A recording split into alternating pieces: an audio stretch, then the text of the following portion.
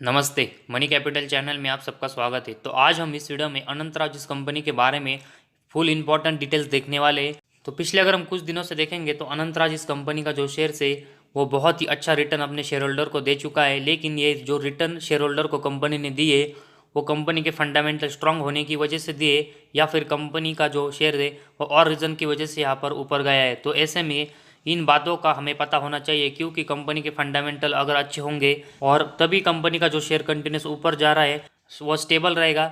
लेकिन उसके कंपैरेटिवली अगर कंपनी के फंडामेंटल अगर वीक होंगे तो कंपनी का जो शेयर हमें कंटिन्यूस ऊपर जाते हुए देखने को मिला है उसमें हमें बहुत बड़ी गिरावट भी होते हुए देखने को मिल सकती है। तो इसी वजह से कंपनी का जो फंडामेंटल है वो स्ट्रांग होना ज़रूरी है और आज के वीडियो में हम इसी के बारे में इंफॉर्मेशन देखने वाले हैं। तो ये इन्फॉर्मेशन देखने से पहले अगर आपने पहली बार इस चैनल को विजिट किया है तो इस चैनल को सब्सक्राइब कीजिए, साथ ही में बेल आइकॉन प्रेस करके ऑल सेक्शन पर क्लिक करें ताकि आपको शेयर मार्केट की हर अपडेट जानकारी मिल सके।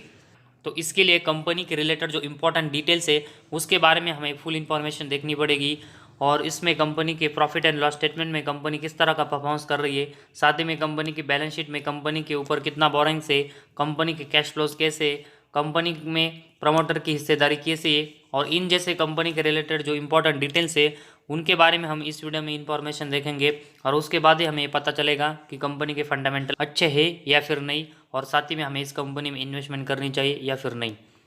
तो कंपनी के रिलेटेड जो इंपॉर्टेंट डिटेल्स है उसमें सबसे पहले कंपनी के बिजनेस के बारे में इंफॉर्मेशन देखते हैं। तो अनंतराज ये company IT park, hospitality project, says, office complexes, shopping malls, residential project, तो ये सभी जो प्रोजेक्ट्स है वो कंपनी ने दिल्ली, हरियाणा, आंध्र प्रदेश, राजस्थान और एनसीआर लोकेशन पर डेवलपमेंट और कंस्ट्रक्शन किए। तो कंपनी ने अब तक जो सक्सेसफुली यहाँ पर डेवलपमेंट की है उसमें हमें 20 रियल एस्टेट प्रोजेक्ट देखने को मिले, जिसमें कंपनी ने housing, commercial, IT parks, shopping malls, hospitality, residential, affordable housing सब सेगमेंट है उसमें किए। तो कंपनी के जो सक्सेसफुली प्रोजेक्ट थे वो हमें बहुत ही अच्छे देखने को मिले और कंपनी का जो बिजनेस है वो हमें रियल एस्टेट सेक्टर से यहाँ पर जुड़े हुए देखने को मिला है। तो रियल एस्टेट सेक्टर के बारे में अगर हम देखेंगे तो इसके जो परफॉर्मेंस है वो बहुत ही ऊपर नीचे होते हुए देखने को मिलते हैं और ऐसे ही हमें अनंतराज इस कंपनी के बारे में देखने को मिल सकता है कि कंपनी के जो परफॉर्मेंस है वो भी बहुत ही ऊपर नीचे हो रहा है और उसी वजह से हमें कंपनी का जो बिज़नेस है उसके बारे में फुल यहाँ पर इंफॉर्मेशन देखनी इंपॉर्टेंट है। तो अनंतराज इस कंपनी का जो बिज़नेस है उसके बारे में हमने इन्फॉर्मेशन देख ली, जो इसमें कंपनी रियल एस्टेट सेक्टर में काम करती है, लेकिन इस बिज़नेस में कंपनी के परफॉर्मेंस और ग्रोथ कैसी है वो भी देखना इंपॉर्टेंट है और उसके बाद ही हमें पता चलेगा कि कंपनी अपने जो बिज़नेस कर रही है उसमें यहाँ पर अच्छी ग्रोथ भी कर पा रही या फिर नहीं। तो सबसे पहले हम कंपनी का प्रॉफिट एंड लॉस स्टेटमेंट के बारे में इंफॉर्मेशन देखते हैं। तो उसमें सबसे पहले हम कंपनी का सेल्स देखेंगे। तो मार्च 11 में कंपनी ने 424 करोड़ का सेल्स किया था।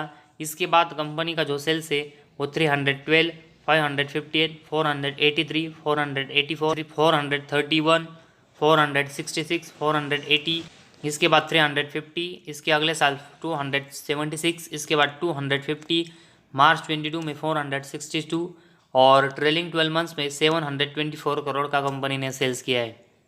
तो अगर हम पिछले 3 साल में देखेंगे तो कंपनी की जो सेल्स की ग्रोथ है वो यहाँ पर बहुत ही अच्छी बढ़ी है और ओवरऑल कंपनी का मार्च 11 से लेकर मार्च 22 तक अगर हम सेल्स देखेंगे तो कंपनी का जो सेल्स है वो बहुत ही ऊपर नीचे हो रहा है, जैसे कि हमें रियल एस्टेट कंपनियाँ होती है उनमें देखने को मिलता है। तो पिछले अगर हम 3 साल में देखेंगे तो उसमें कंपनी ने सेल्स में बहुत ही अच्छी ग्रोथ की है, जो कि बहुत ही पॉजिटिव साइन हमें कंपनी के बिजनेस के लिए देखने को मिला है। लेकिन अगर हम इन्वेस्टमेंट की नज़र से देखेंगे तो कंपनी का जो सेल्स है वो मार्च 11 से अब तक मैक्सिमम टाइम बहुत ही ऊपर नीचे हो रहा है और इसी वजह से कंपनी के बाकी के परफॉर्मेंस है वो भी बहुत ही ऊपर नीचे हो सकते हैं। तो कंपनी का जो सेल्स है उसके कंपेरेटिवली अगर हम कंपनी का एक्सपेंस देखेंगे तो कंपनी का जो सेल्स है वो मैक्सिमम टाइम एक्सपेंस के कंपेरेटिवली ज़्यादा हुआ है, जिसकी वजह से कंपनी ने ऑपरेटिंग प्रॉफिट है वो मैक्सिमम टाइम प्लस में जनरेट किया है और कंपनी का जो ऑपरेटिंग प्रॉफिट है वो मार्च 11 में 236 करोड़ का था। इसके बाद अगर हम देखेंगे तो ये 164, 160, 141, 251, 137, 141, 110, इसके बाद 75, 52, 35, इसके बाद मार्च 22 में 76 और ट्रेलिंग 12 मंथ्स में 118 करोड़ का कंपनी का ऑपरेटिंग प्रॉफिट हुआ है। तो कंपनी के जो सेल्स की ग्रोथ है वो बहुत ही ऊपर नीचे हमें होते हुए देखने को मिली है। वैसे ही हमें कंपनी का ऑपरेटिंग प्रॉफिट भी देखने को मिला है, क्योंकि ये भी हमें बहुत ही ऊपर नीचे होते हुए देखने को मिला है। लेकिन पिछले 3 साल में अगर हम देखेंगे तो कंपनी का ऑपरेटिंग प्रॉफिट में कंपनी ने कंटिन्यूस यहाँ पर ग्रोथ की है, जो कि एक बहुत ही पॉजिटिव साइन है। तो कंपनी के ऑपरेटिंग प्रॉफिट है वो भी हमें ठीक ठाक यहाँ पर परफॉर्मेंस करते हुए देखने को मिला है। इसके बाद ऑपरेटिंग प्रॉफिट मार्जिन के बारे में देखेंगे तो ये मार्च 11 में 56% का था। इसके बाद ये 53%, 29%, 52%, 32%, इसके बाद फिर से 23, 22, 19%, इसके बाद 14%, मार्च 22 में 16% और ट्रेलिंग 12 मंथ्स में 16% का है। तो ऑपरेटिंग प्रॉफिट मार्जिन भी अगर हम देखेंगे तो ये भी बहुत ही ऊपर नीचे होते हुए देखने को मिला है, जिस तरह कंपनी का सेल्स और ऑपरेटिंग प्रॉफिट देखने को मिले थे। तो इस कंपनी के जो ऑपरेटिंग प्रॉफिट मार्जिन है वो कंटिन्यूस प्लस में ज़रूर है, लेकिन इसके परफॉर्मेंस से ये भी बहुत ही ऊपर नीचे होते हुए देखने को मिले। तो इसके ऊपर भी हमें केयरफुली फोकस देना पड़ेगा, क्योंकि इसकी वजह से कंपनी का जो शेयर्स है वो भी बहुत ही ऊपर नीचे होते हुए देखने को मिल सकता है। इसके बाद कंपनी का नेट प्रॉफिट अगर हम देखेंगे तो मार्च 11 में कंपनी का नेट प्रॉफिट 168 करोड़ का था।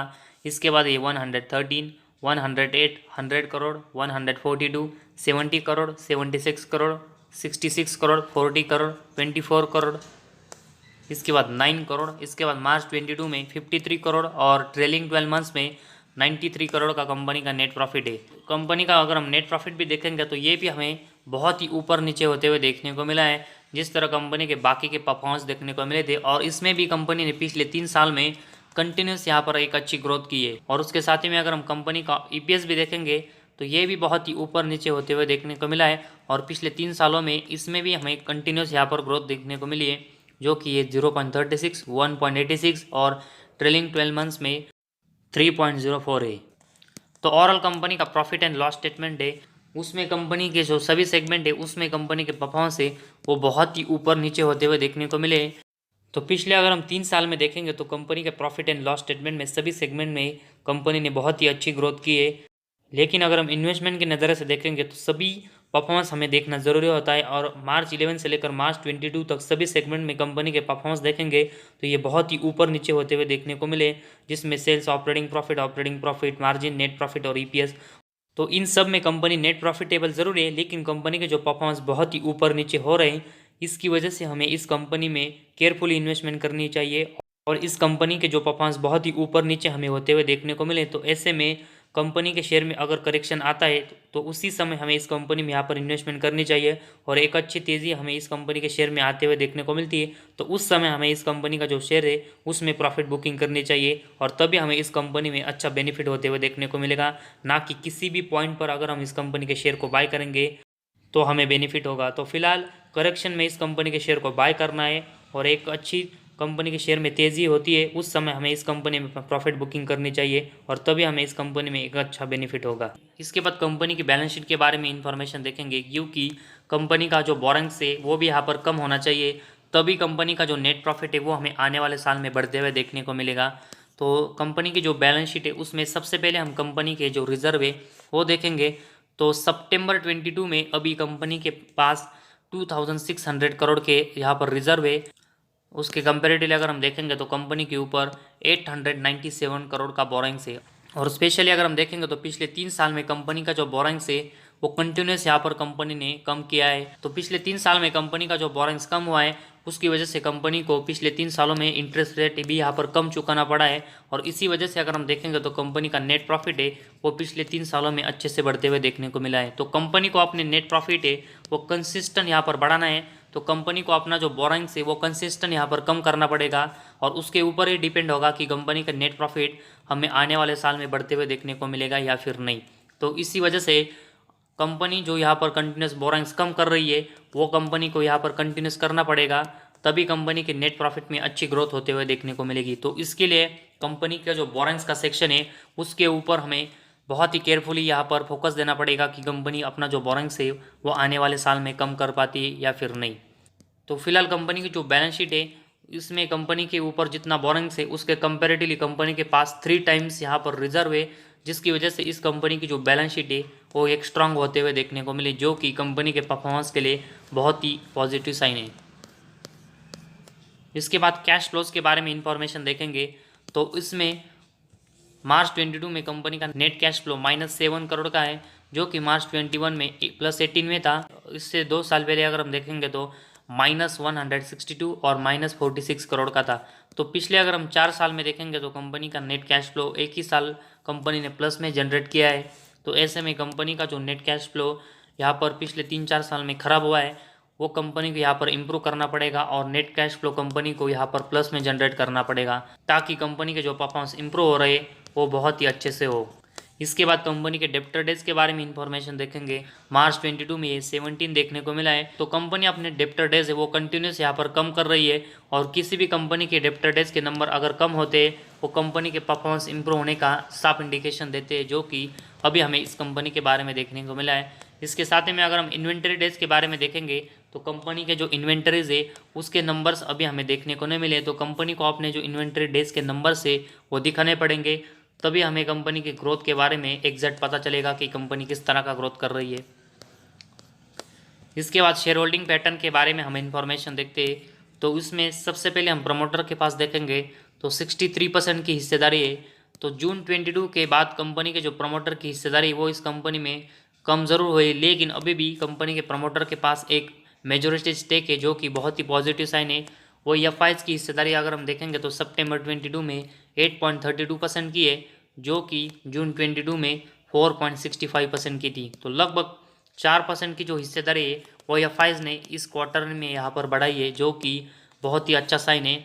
इसके बाद डीएच की हिस्सेदारी अगर हम देखेंगे तो सितंबर 22 में 0.08 है, जो कि जून 22 में 0.07 थी। तो डीएच ने भी इस कंपनी में एक छोटी हिस्सेदारी बढ़ाई है। इसके बाद पब्लिक के पास देखेंगे तो 28% की यहाँ पर हिस्सेदारी देखने को मिली है।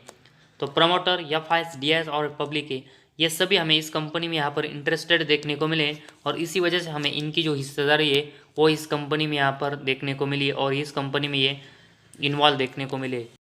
तो फिलहाल अनंतराज इस कंपनी के बारे में देखेंगे तो कंपनी के लिए हमें नेगेटिव और पॉजिटिव साइन देखने को मिले, जिसमें कंपनी के लिए जो नेगेटिव साइन है उसमें कैश फ्लोज कंपनी का अभी अनस्टेबल है, साथ ही में कंपनी की परफॉर्मेंस अनस्टेबल और कंपनी के जो इन्वेंट्रीज के नंबर से वो अभी हमें देखने को नहीं मिले। तो इनमें कंपनी को ग्रोथ करनी पड़ेगी। और वह अगर हम कंपनी के पॉजिटिव साइन देखेंगे तो प्रॉफिट एंड लॉस स्टेटमेंट में कंपनी ने सभी सेगमेंट में पिछले 3 साल में अच्छी ग्रोथ की है। साथ ही में कंपनी ने अपना बोरिंग्स कम किया है। कंपनी का जो शेयर होल्डिंग पैटर्न है उसमें प्रमोटर के पास एक मेजोरिटी स्टेक है, जो कि एक पॉजिटिव साइन है। लेकिन अभी कंपनी का जो शेयर है वो 52 वीक हाई के आसपास हमें देखने को मिला है, और उसके साथ ही में कंपनी के जो परफॉर्मेंस है वो बहुत ही ऊपर नीचे होते हुए देखने को मिले हैं। तो अभी कंपनी का जो शेयर बहुत ही हाई प्राइस पर है उसमें हमें करेक्शन भी आते हुए देखने को मिल सकता है, और इसी करेक्शन में अगर हम इस कंपनी के शेयर को बाई भरेंगे तभी हमें ज़्यादा बेनिफिट होगा, ना कि जो शेयर अभी 52 वीक हाई के आसपास है वह शेयर बाई करने से हमें ज़्यादा बेनिफिट होगा। तो ओवरऑल कंपनी के जो परफॉर्मेंस है उसमें कंपनी पिछले 3-4 साल में अच्छी ग्रोथ करते हुए देखने को मिली है, और कंपनी के फंडामेंटल अच्छे इंप्रूव हो रहे हैं। लेकिन कंपनी के शेयर की प्राइस अभी 52 वीक हाई के आसपास देखने को मिली है, और इसी वजह से जिनको भी इस कंपनी में अच्छा बेनिफिट हो रहा होगा वो यहाँ पर थोड़ी सी प्रॉफिट बुकिंग भी करके चले, क्योंकि कंपनी के शेयर में इसके बाद हमें करेक्शन भी आते हुए देखने को मिल सकता है, और उसके बाद हमने जो भी प्रॉफिट यहाँ पर अर्न किया है वो हमें बहुत ही कम होते हुए देखने को मिल सकता है। तो हमें इन्वेस्टमेंट में से थोड़ी सी यहाँ पर जो इन्वेस्टमेंट है उसमें प्रॉफिट भी यहाँ पर बुक करना चाहिए, और इसके साथ ही में जिनको भी इस कंपनी में अगर इन्वेस्टमेंट करना है वो यहाँ पर करेक्शन में ही करें, ताकि हमें इस कंपनी में एक अच्छा बेनिफिट हो। तो फिलहाल कंपनी के जो फंडामेंटल है वो हमें इम्प्रूव होते हुए देखने को मिले, और इसी वजह से अनंतराज इस कंपनी के शेयर है उसमें एक अच्छी तेज़ी और कंपनी का शेयर है वो अच्छे रिटर्न देते हुए देखने को मिला है। तो इस वीडियो में बस इतना ही। अगर आपको हमारा वीडियो पसंद आया तो इस चैनल को ज़रूर सब्सक्राइब कीजिए।